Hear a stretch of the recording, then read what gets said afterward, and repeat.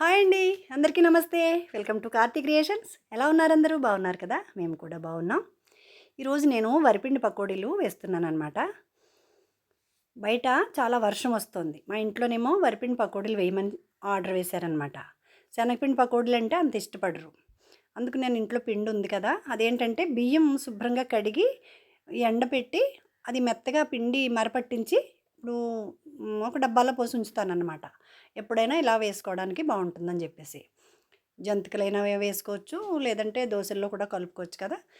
ఈ వరిపిండిని ఇప్పుడు నేను తీసి కొద్దిగా పోసి అందులో ఉల్లిపాయలు మన పకోడీలకి ఎలా అయితే మనం చీరికలు చేసుకుంటాం కదా, అలా చేసి ఉల్లిపాయ, పచ్చిమిరపకాయ, అల్లం, కరివేపాకు, సాల్ట్ మిక్స్ చేసి కొంచెం వెన్నపూస కూడా వేసానన్నమాట.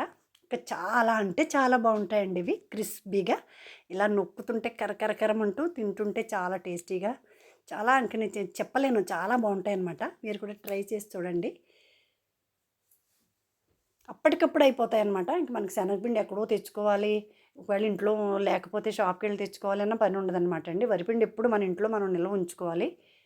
పిల్లలు ఉన్నప్పుడే, పెద్దలు ఉన్నప్పుడే, ఎప్పుడైనా. అందులోని ఈ వర్షాకాలం మరి ఏదైనా తినాలనిపిస్తుంది అప్పటికప్పుడు, ఏదో ఒకటి చేసుకోవచ్చు అనమాట. ఇంట్లో పిండిలు అయితే ఆడించి రెడీగా పెట్టుకోండి.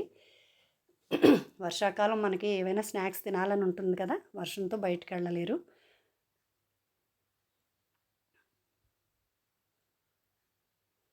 మనకి ఆఫీసులు, స్కూళ్ళు కాదు కాబట్టి, మనకు వ్యవసాయాలే కాబట్టి వర్షం వస్తే బయటకు వెళ్ళరు కదా, ఇంట్లో ఉంటారు. ఏదో ఒకటి చేసి పెడుతూ ఉండాలి. అందుచేత మనం ఇలా ఏవో ఒక స్నాక్స్ రెడీ చేసుకుందాం.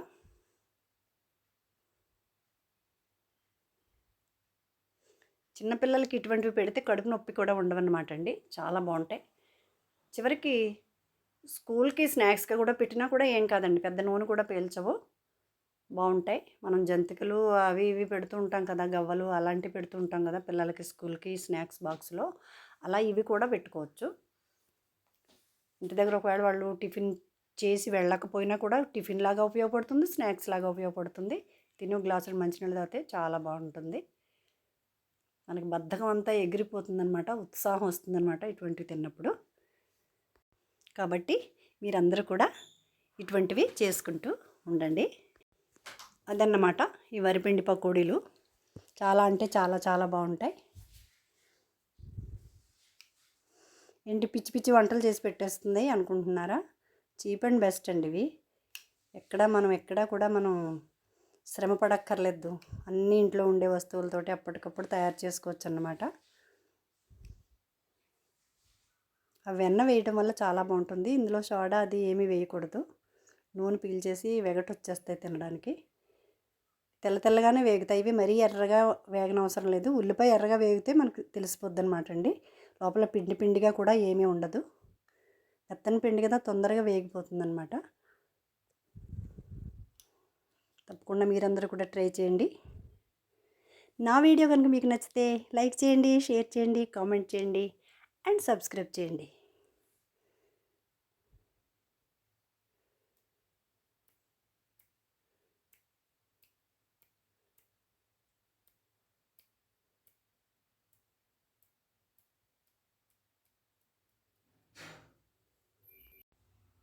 నీలాల కన్నుల్లో సంద్రమే నింగి నీలవం.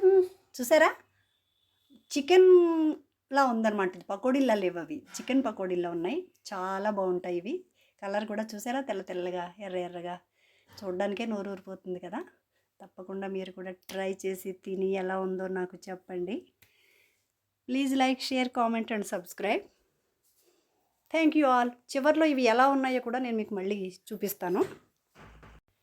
రేపటి వీడియోలో మా అక్క వస్తుంది పల్లెటూరు నుండి. మా అక్క తన చిన్నప్పటి విశేషాలన్నీ ఎప్పటి నుంచో చెప్పాలనుకుంటోందిట. అది రేపు తనని తీసుకొచ్చి మీకు పరిచయం చేస్తాను. పరిచయం చేస్తానంటే తనని చూపించనండోయ్, తనకి చాలా సిగ్గు అనమాట. తను కనిపించదు కానీ మీతో మాట్లాడుతుంది. కొంచెం పల్లెటూరు మనిషి, పల్లెటూరుగా మాట్లాడుతుంది. మీరు కొంచెం అర్థం చేసుకోండి, అపార్థం చేసుకోకండి.